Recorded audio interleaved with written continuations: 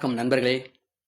8ஆம் வகுப்பு இயல் 3 கவிதை பேழையில் வருமுன் காப்போம். அதாவது நோய் வர்றதுக்கு முன்னாடியே நம்மளை காப்பாற்றிக்கணும், நோயிலிருந்து காப்பாற்றிக் கொள்ள வேண்டும்.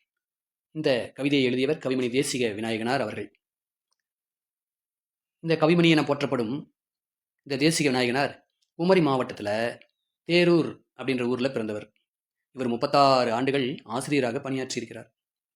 இவர் ஆசிய ஜோதி, மருமக்கள் வழி மான்மியம், கதர்வழி பிறந்த கதை உள்ளிட்ட பல கவிதை நூல்களையும், உமர்கயாம் பாடல்கள் அப்படின்ற மொழிபெயர்ப்பு நூலையும் இவர் இயற்றியுள்ளார்.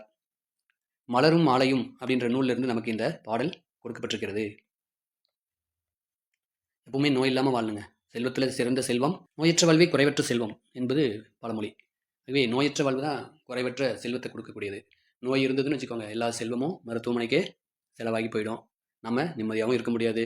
துன்பத்தோடு இருக்கிறது ரொம்ப, நோயின் துன்பத்தில் இருப்பது மிகவும் கடினமான ஒன்று.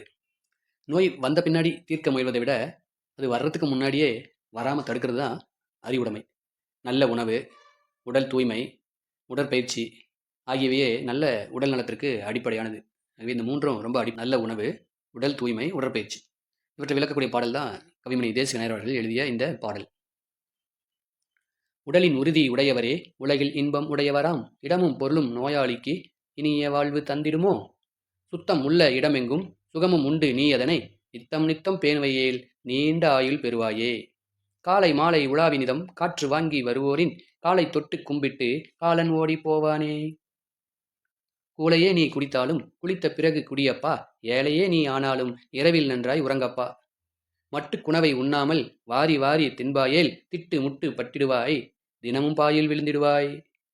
தூய காற்றும் நன்னீரும் துண்ட பசித்த பின் உணவும் நோயை ஓட்டி விடுமப்பா, 100 வயதும் தருமப்பா. அருமை உடலின் நலமெல்லாம் அடையும் வழிகள் அறிவாயே, வருமுன் நோயை காப்பாயே, வையம் புகழ வாழ்வாயே என்று கவிமணி தேசிக விநாயகனார் பாடியிருக்கிறார். சொல்லும் பொருளும். நித்தம் நித்தம் நாள்தோறும். மட்டுக்கு அப்படின்னா அளவுக்கு சாப்பிடணும், அளவுக்கு மிஞ்சி சாப்பிடக்கூடாது. சுண்ட நன்கு. வையம் உலகம். பேணுவையேல் பாதுகாத்தல், பேணுதல்னா பாதுகாத்தல். திட்டுமுட்டு பட்டிடுவாய்னா தடுமாற்றம் அடைந்திடுவாய் என்று பொருள்.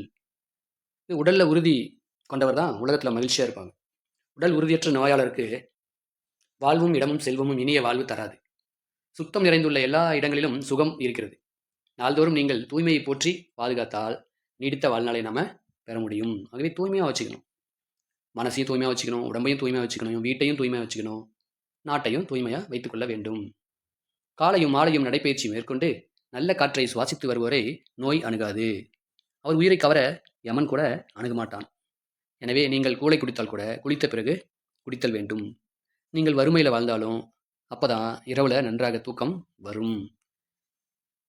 நீங்கள் வறுமையில் வாழ்ந்தாலும் இரவில் நன்றாக உறங்கவும் வேண்டும். அளவாக உண்ணாமல் அதிகமாக உண்டால் செரிமானம் தடுமாறி நாள்தோறும் நோய்வாய்ப்பட்டு படுத்து படுக்கையாடுவோம். தூய்மையான காற்றும் நல்ல குடிநீரும் நன்கு பசித்த பிறகு உண்பதும் நம்மை நோய் அணுகாமல் காப்பாற்றும். எனவே தூய்மையான காற்று, நல்ல குடிநீர், நல்ல பசிச்சப்புறம் சாப்பிடணும். இதெல்லாம் இருந்ததுன்னா நம்மக்கிட்ட நோய் வராது. இதெல்லாம் நம்ம கடைபிடிச்சோம்னா நம்மக்கிட்ட நோய் வராது. ஆகவே நோய் இல்லாமல் ஆரோக்கியமாக வாழலாம். 100 ஆண்டு வாழலாம். ஆரோக்கியமாக 100 ஆண்டு வாழ முடியும். அரிய நம் உடல் நலத்தோடு இருப்பதற்கான வழிகள் தான் இவை. ஆகவே நோய் வருமுன் காப்போம். உலகம்